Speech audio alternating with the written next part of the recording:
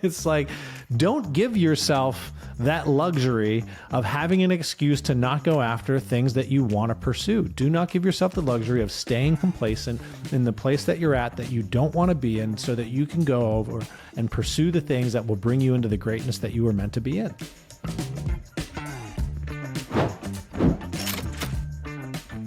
Welcome back to Life at 10 Tenths, where we inspire you to live at the pinnacle of your ability and purpose. I got my co-host, Matt Bonelli, with me today. Matt, good morning, sir. Good morning, my friend. How are you? Well, I'm doing great this morning, and I told Matt, I said, we're going to play the roulette wheel here on what we're going to talk about today. So Matt has no idea. We're going to surprise. Well, he has kind of an idea. We had a whole bunch of topics, and we're like, which one do we want to do? Like, let's just roll and see where this goes. Well, good morning, everybody. And today we are going to talk about what if. What are all the what ifs that we hold on to in our world? What are all the what ifs of, like, what if this didn't work? What if we fail at this? What if the worst of the worst happens? What if we lose our house? What if we lose our job? What if all of a sudden we have to, like, find a new spot for our kids to go to school? What if? And what we're going to talk about is, why do we always focus, Matt, on the what ifs on the negative side? Mm-hmm. Like this is something we see happen more often than I ever want to see it happen, where when we're goal setting with people, when we're pushing the limits, when we're looking outside the box, we hear people all the time go, yeah, but what if this and what if that? And it's never the positive side. It's never the what if it works. And so you and I kind of batted this around a little bit up front. I think we can have a fabulous conversation on this today. I love this one, Garrett. I appreciate you choosing this because this is the conversation that you guys have at home at your kitchen tables with your family when you're making big decisions and you go, well, what if this? And usually you're outlining the risks. And I'm not saying it's not important to understand risks. I mean, we do that in our business planning workshops, Garrett. It's like, hey, let's outline the roadblocks. Let's outline the risks that come of it so that we can go around them, though, not so that we can say, oh, this is a bad idea. Setting up because what if it does work? What if you find more joy doing that? What if it does help you grow? What if you get everything you expect from this and more? Wouldn't that be something that is worth pursuing? Because what if you get a lot and it's not even all the way, but it's still more than what you have, and whatever it is, money, joy, happiness, security, comfort, whatever that what if is. But what if it does work? What if that thing you're waiting on, Garrett, when you go and pursue it, actually works? So I was thinking about like a true life list. Like when somebody builds out a life list, John Goddard's list, if anybody's familiar with that, go look up John Goddard's list. He created that list as a young kid. And I think the interesting thing of like a life list when you're young is your what ifs, the risk avoidance side of you. You don't know. You don't know all the things that might happen, all the things that you're just like, oh gosh, that would be really bad. Maybe let's not do that one. Let's focus on something that's a little bit more safe. When you're young, like you get to really dream, and we lose this somewhere along the way, Matt, as we get smart and wise. And maybe we've been burned a couple times. Maybe we've got some scars along the way on this battle, some battle scars that we're like, yeah, I've been hurt by that before. I'm not going anywhere near that again. But I think that what if was like, well, what if that was just my experience that time? And what if I need to let go a little bit? And I think this is where looking at like, what if we succeed? Now I bring in John Goddard's list, Matt, because I was always fascinated by his life list because he has all these things that he wanted to do. And again, this is a list that he made when he was young. It's his original list. All the things he wanted to do, all the things that he was able to do. And then he wrote a little story next to each one of like, this is what this journey was like. This is what one was like. There was always one that fascinated me though. And I think it was the Galapagos. That's not going to come out easy this morning. Galapagos Islands. And what was interesting about that journey is it wasn't checked off, but there was a story written next to it. And it always fascinated me because in it said, we didn't make it. The boat broke down X amount of miles from the islands and we had to turn back. And I was thinking about this as you were saying it, Matt. It's like, that's like the what if we fail. But like, think of the adventures that he got to go on with that what if being a possibility, and all the other adventures that he actually had success with, where that what if we fail stops a lot of people from even taking the journey to begin with. And at the end of the day, it was still something that he had a story about on his life list, even though he didn't make it there.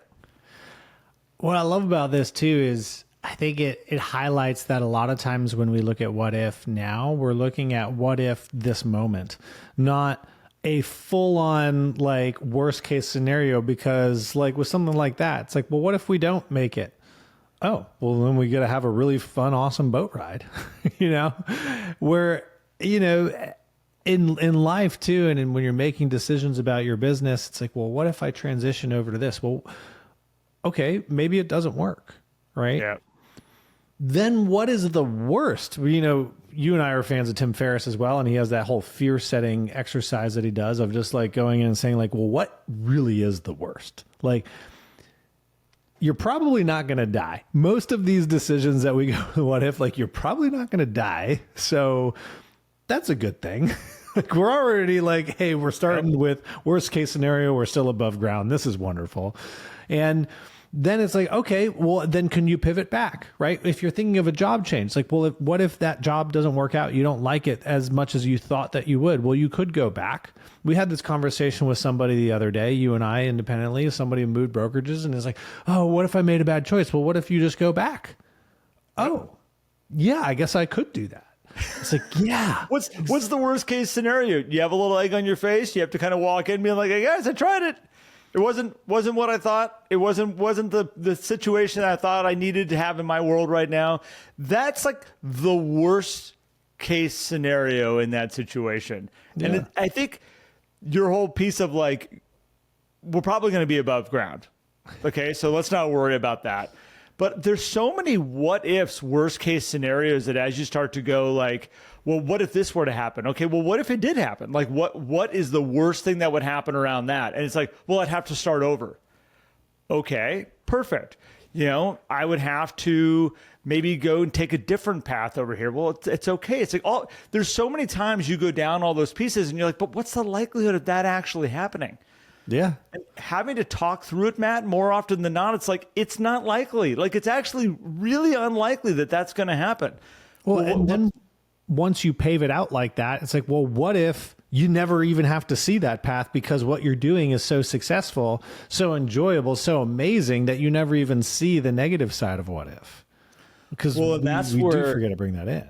That's where going to what if it happens? Like, what if it were? What is the likelihood of the people that we surround ourselves with, the tools that we have at our fingertips right now, in how we approach life, how we approach business, how we approach our relationships? Like, what is the chances of us failing at this? And more often than not, like, you're actually way more likely to succeed at this than to fail. Yeah. Like, just in how we're built as humans and whatnot, when you've got a goal and something you want to achieve, we are designed to accomplish goals. We're designed to go and to build things and to create things. And the likelihood of it turning into, I mean, I guess you could build it up really big, but it's like at some point in there, it's like, it's still a success. Like, as you've moved forward, more likely you're going to have maybe a little bit less of a success than what you were shooting for. But the failure side of it, that you were staying away from this thing altogether, that's probably not likely. I think there are so many elements that come in today's world. I mean, we have access to so many things. We have access to a lot of data. We have access to a lot of technology, which I think brings awareness to bad things a lot of times. I mean, if it bleeds, it leads in the news, right? So we're surrounded by negative. It'll inform me of everything that is the worst that could happen today. But I mean, as far as I'm concerned, I don't even want to drive through downtown LA because there are stolen cars and police chases that happen every single day down there, and it seems dangerous. I'm not doing it. Yeah, if you watch the news, that's what happens, right? Well, and we just read in for last month's book of the month, It Takes What It Takes by Trevor Moawad, and he was talking about negative thoughts and then verbalizing those negative thoughts. And that when he went to work with the Alabama football team and you have all these, 18, 19, 20-year-old kids, right, who just say whatever comes to their mind. And he said, if we could just stop getting these kids to say negative shit, then we can start to turn things around, because once you verbalize it, the amplification of those negative thoughts is 10x. And so starting with just, closing your mouth, not saying the negative thing. And this kind of got me thinking about, it's like, man, then we got to sit with our thoughts a little bit more, because if we're not amplifying them, then they're still here and we're still what ifing on the negative side. But when you don't verbalize them and you're together in a group, you're going to what if on the positive side, because what are you going to talk about if you're not talking about negative stuff? Yep. Well, you might talk about, hey, let's go try this route again, because what if we get this right and we can score a touchdown? Instead of, well, what if this play doesn't work, right? So if you just can't say those negative things, and thinking about that and how that works in our mindset. So we have this, so the news, coming back to this, I'm circling back, coming back to the news, technology, data, because then we look at it in real estate. Oh, 70% of agents didn't even close a deal last year. The failure rate in real estate is super high. Only 20% of agents make it past 5 years in the business. All of these things, which just point to your likelihood of success is low, right? And so then we put that in our mind and we go, oh gosh, well, what if it doesn't work out? What if I'm in the 70% that doesn't close a deal? And then you come into books like The Slight Edge by Jeff Olson and other books that talk about doing little things, consistently compounding them, that it's almost inevitable that you're going to see some level of positive success, however you want to define it, if you just stay consistent with doing things that produce that result. So you take all these ideas, the idea of not saying negative things, focusing on simple actions that can compound, trying to wash out all this negative data and things that are coming in, and know that as an independent being, the macro data doesn't necessarily matter for you. Yep. Because when you get into your micro activities, you can then go and achieve. And so if you just start then focusing on what if this works out really well? Or even cut out the what if and just say, this is going to work really, really well. So Matt, you and I are, I don't know, certified is the right word, but we are trained in board breaking. Sure. We went through this together. I have broken many boards over my years. I have helped people break many boards over the years. We have a whole class that actually, Matt, I would love to actually do at some point here. It's funny, I came across all the notes recently, all my stuff on that. But what's interesting is during that exercise of board breaking, when you're walking a huge group through it, there's a moment in there where you have to ask everybody, okay, what is the worst things that can happen here? Like, let's make a list of it. And what we do is we have a whiteboard and we just start writing down all the worst case scenarios that could possibly happen during board breaking. You could get embarrassed. You could break your wrist. It's like, and people, there's so many that people can come up with. And it's really interesting in that moment when you're talking with somebody and you go, or talking with a group and you go, okay, guys, in this moment, are we willing to accept the worst things that could happen? Are we willing to go, we understand what the worst is and we're willing to move past it? And to get the whole room to go, yeah, like, yes, we're willing to accept that's okay. But then to sit down and say, well, let's talk about the best thing that could happen out of this. Like, what is the good that could happen out of this moment? And start to make that list. And what you do is you go down and you're like, I could do something that I never thought I was capable of doing. I could, look and achieve something that, like, I am capable of doing amazing things. The power that I'm going to feel and the energy that I'm going to feel when I go through that and break that board. I'm going to have the camaraderie of others around me, and we're going to have all the energy, collective energy of the people in this room. This list becomes so damn powerful when you watch it get built out as people start focusing on this stuff. And there's a symbolic thing we do in that class where we actually take the worst and we crumple it up and we literally mash it into a ball and throw it away.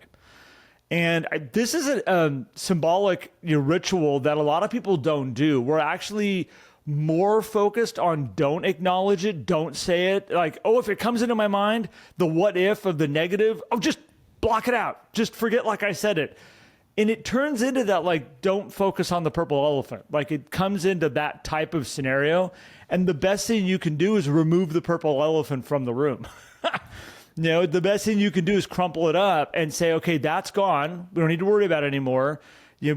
Close the program that holds all the negative stuff and then be like, okay, now we're going to open up and we're going to focus on all the best things that can happen. This is a great thing to do. Now, we did it for board breaking, but you can do this in your life. You can do this around your goals. You can do this around your business plan that you start with at the beginning of the year and just be like, all the things that I'm worried about, let's get all those down. Let's crumble them up. Let's throw them away. I've even had people burn the list. That's always fun. Yeah. But then there's the next side of like, let's get excited about the what if it works. Yeah. And not enough people do it. It's left on the table too many times. I'm glad you brought that up because I remember seeing people's energy shift when you start writing down what are the good things. And the list is way bigger on the positive side than the negative side. It's usually a handful of things on the negative side, and then it's all of these things on the positive side. I'm going to bring one other element in, Garrett, too. Usually when we're asking the what if question or we're going through this scenario, it's because we don't like where we're currently at. And so then the question is, because usually it's, do I do this or do I not? Because what if all this bad stuff? But if you don't like where you're at, what if things just stay the same? What if nothing changes? What if this thing that you're thinking about right now is the same thing that you're thinking about next year, the year after that, 5 years, 10 years? And what if nothing changes? Is that going to be acceptable for you? And most of the time, gosh, Garrett, when I've done that, it's like, no, it is not acceptable. And so I don't even care what the downside is over here because this isn't acceptable. So whatever's over there is better than this. Even if it means I'm going to struggle a little bit, there's going to be challenges, all the things. Gosh, we went through this when we were getting ready to launch Life at 10 Tenths. That's where my brain was at, Matt. I was sitting here going, there's about a year and a half ago that I was having these conversations. Sarah and I were sitting on the floor of our kitchen with paper and writing out the, what if we stay? What if we go? And getting very clear on the changing everything and leaving is one of the scariest paths we could ever imagine after putting in 20 years of our energy into growing something. But there was a moment there of not only, it's funny, the thing that was giving us the most trouble was not the what if we try something new and fail. It was what if we stay and everything stays the same as it is right now. And that was the moment that helped us go, if everything stays the same, we got to go. Yeah. We got to go. And I think that's a really powerful thing you brought up, Matt. I have not looked at it that way, but that's literally what gave us the most energy to go, changes need to happen. And that's probably the most important what if question you could ask, because the what if on the other side doesn't even matter. And this is where it's like, might as well eliminate the what if, because even on the board breaking that you went through, yes, you're doing a what if scenario, but you're going through an analytical process. You're being objective about results. What are the potential results? Not what if this, it's just what are the potential outcomes? And if you stay objective and just eliminate the what if, because I feel like what if this becomes a opening of the door to give our mind and our brain an excuse to not do something hard. And it's like, don't give yourself that luxury of having an excuse to not go after things that you want to pursue. Do not give yourself the luxury of staying complacent in the place that you're at that you don't want to be in so that you can go over and pursue the things that will bring you into the greatness that you were meant to be in. And eliminate on the notes, Garrett, and I think you wrote this down because when we were originally talking about this concept of this topic, you said, get rid of the what if, eliminate the what if. And I think ultimately that's where we need to get to, is that place where there isn't this what if scenario. It's just objectivity. And I'm going to pursue this and I'm going to put my effort into it. And I know it's going to work. It's funny. So like, I think of like when I got into investing in real estate, and like buying my first investment property. And it's funny because you're buying a property with really no emotional attachment at all. Every piece of real estate I've ever bought, I would walk up to and be like, I can see my family living here. I can see memories. I can see the Christmas tree. I can see, the birthday parties in the backyard. Isn't this going to be awesome? Investment properties are very different because you're going into it going, all right, what if there's hidden things here that I don't know about? What if there's more expenses in here? What if all of a sudden we get into this thing and we can't rent it for what we thought we could rent it for? What if in a year we find out that there's termites in this thing and all of a sudden all the money that we made as the investment is now lost in you start like... I was starting to think here as you're talking, like, how many people have talked themselves out of being real estate investors or owning real estate on that level because that what if game just turns into a wild animal that all of a sudden it's just like, let's not do that right now. Let's come back to that at a different point, which a lot of people say, Garrett, why do you have property managers run all of your property, your properties that you have? I'm like, because I'm so detached from them because in my mind, I don't want to play the what if game at all. Like, I just want to remove all of that for me. And all I want to focus on is I invest in real estate. And what I do is I look at the numbers, I look at the pieces and go, okay, these pieces match. Yes, that's what we're going to do. Because I will do the what if game all day long. I will walk into a property and look at it and go 10 different directions of all the things that could happen in this situation. I think removing that what if is it allows to take further momentum to take those steps forward, I guarantee you, there's people listening to this, Matt, right now going, but what if you could have avoided a dangerous situation? What if you could have but what if I didn't have my investment properties? Like, I get it, like. There's always going to be these scenarios out here. A lot of people, I don't watch the news, Matt, and there's a lot of people that go, but what if you're missing something major that's happening? What if I'm not? Sure somebody's going to tell you about it at some point. Yeah, what if I'm not? What if I just contaminated all my energy trying to find that piece of news that I needed to hear? That one that I needed to hear with 1,000 other things that just ruined my energy for the day. Like, I'm good. Like, I think we need to be careful about that what if side of things and look at which you said it up front, Matt. So again, there's the elimination of the what if, but there's also the what if it works? Like, what if I eliminated news from my world? How would I feel on a day-to-day basis? Yeah. Is the chances I'd feel worse or better? Probably better. Well, let's take that route.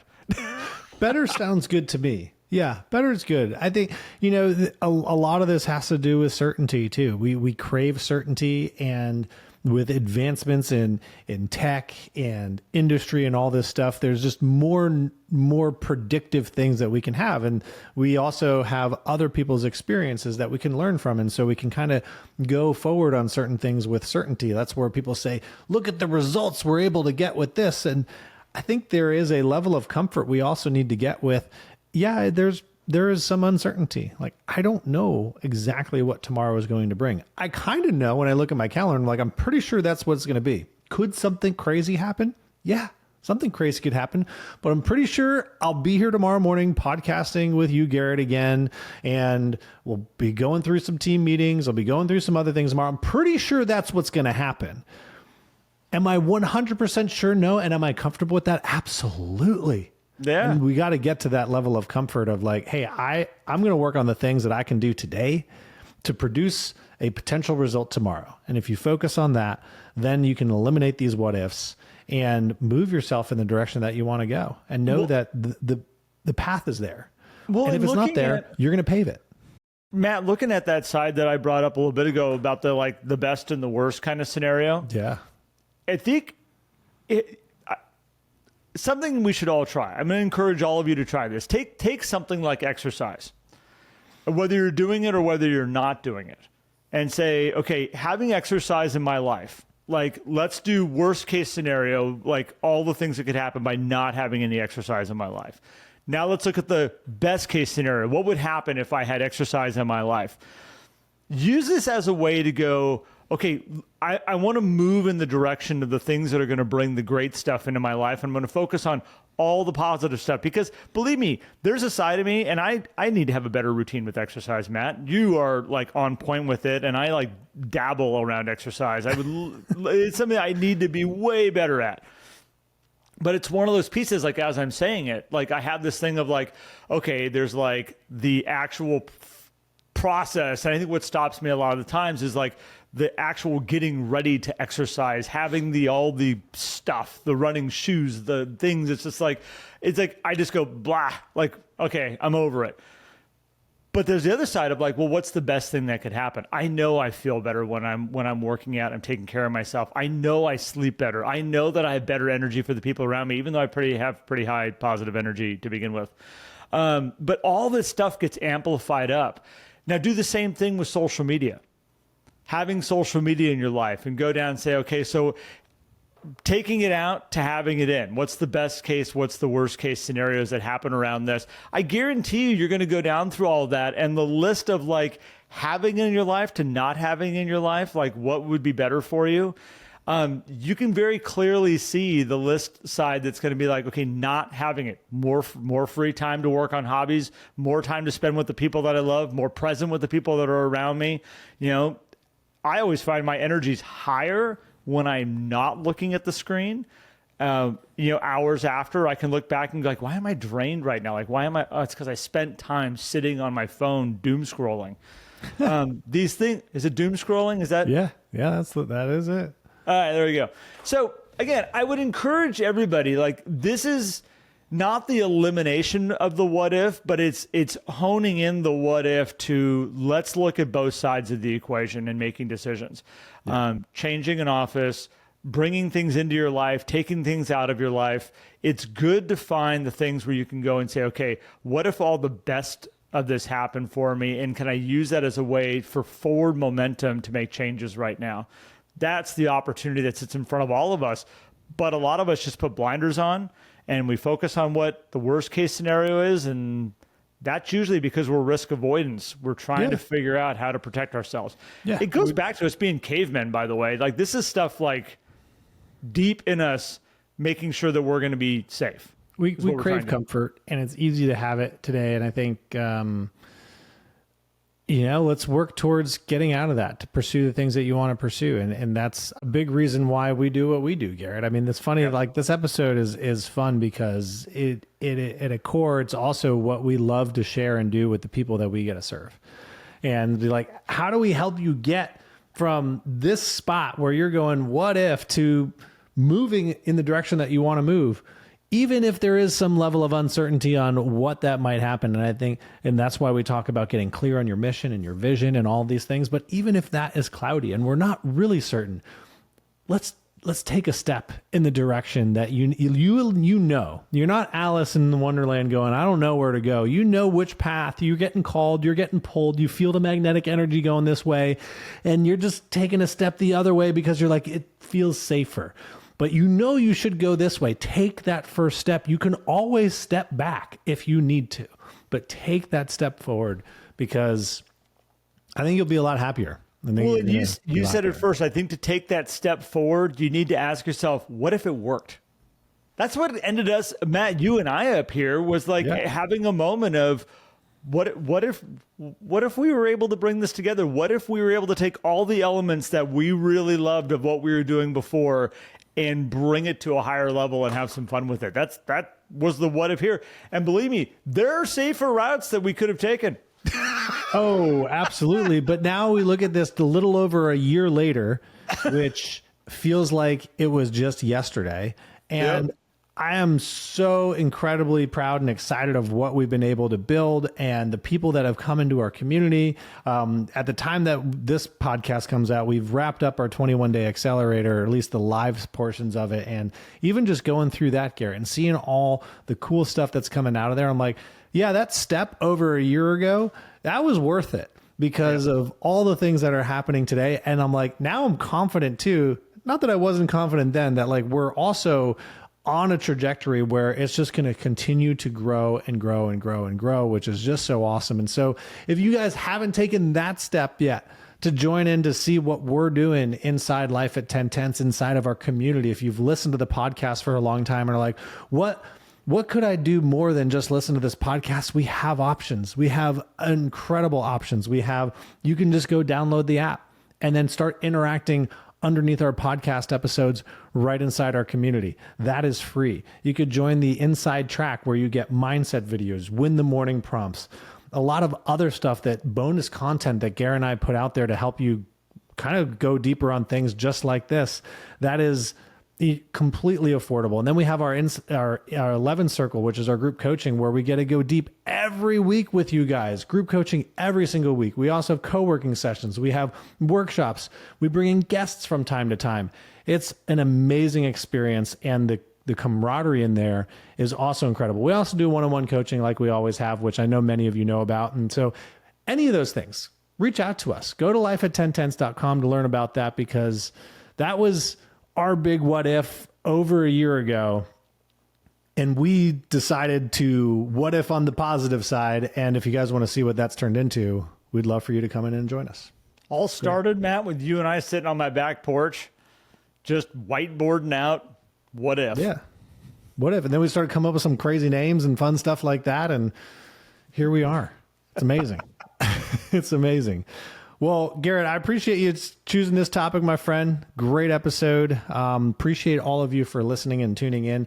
At the very least, guys, we love you being podcast listeners. It's like one of the best things is getting little notes and emails every now and then saying, I love the podcast. I've been listening, and like, we love you guys so much. And so keep tuning in. If you got value out of this, do share it with other people. That's how the podcast grows. That is how it expands out. There's no, algorithm for podcasts out there other than human beings. And so we appreciate you guys sharing it on YouTube, sharing it on whatever platform you choose to listen to it on. And we will catch you on the next one, because we ain't stopping. Thank you, everybody. You guys have an amazing day. Matt, thank you. And we'll be back.